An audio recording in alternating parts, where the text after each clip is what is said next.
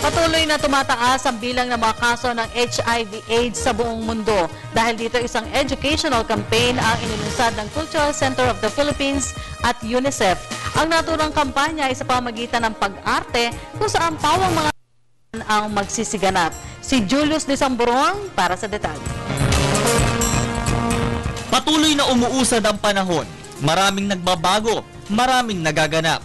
Hindi mo na mamalayan bukas makalawa ay mapapabalitang panibagong sakit at apektado na.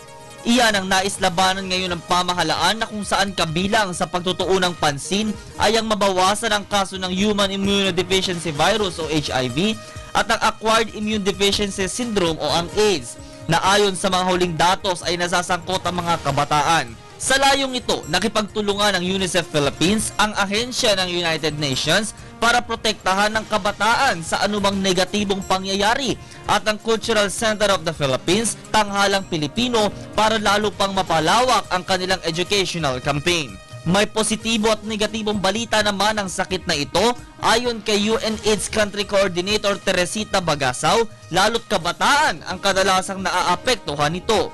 Bilang ng mga bagong nagkakaroon ng HIV, medyo mabilis ang pagtaas. Wala tayong dapat ikatakot kasi hindi naman siya nakakahawa. Halimbawa ngayon, nag-uusap tayo. Hindi kahit na mag-shake hands tayo, halimbawa, magkamay tayo, hindi siya naililipat sa ganung paraan. Samantala, naabutan namin ang practice ng mga kabataang ito sa gagawing pagtatanghal sa kampanyang magbigay impormasyon sa sambayanan ukol sa HIV/AIDS.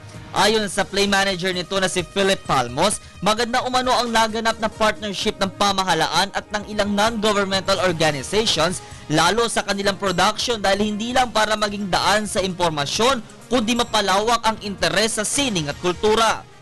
Hanggang ngayon, ganun pa rin yung pagtingin natin sa usaping HIV and AIDS na ay pambakla lang yan, nakuha mo yan because you deserve that. No, it's a disease just like any other disease. You can have cancer, you can have diabetes and all. Sa ika-13 ng Hulyo, formal na itong itatanghal. Kakaiba ang tema nito dahil taliwas sa normal na pag-arte na nakayapak at nakasapatos, ang mga aarte ay naka-rollerblades. HIV walang cure. No? Once na punta na yan sa ating katawan, habang buhay nandiyan yan. So hopefully, itong partnership nga na nabanggit, meron tayong mga kasama sa larangan ng sining o kultura na makakatulong din sa atin para ma-discuss yung sensitive issues.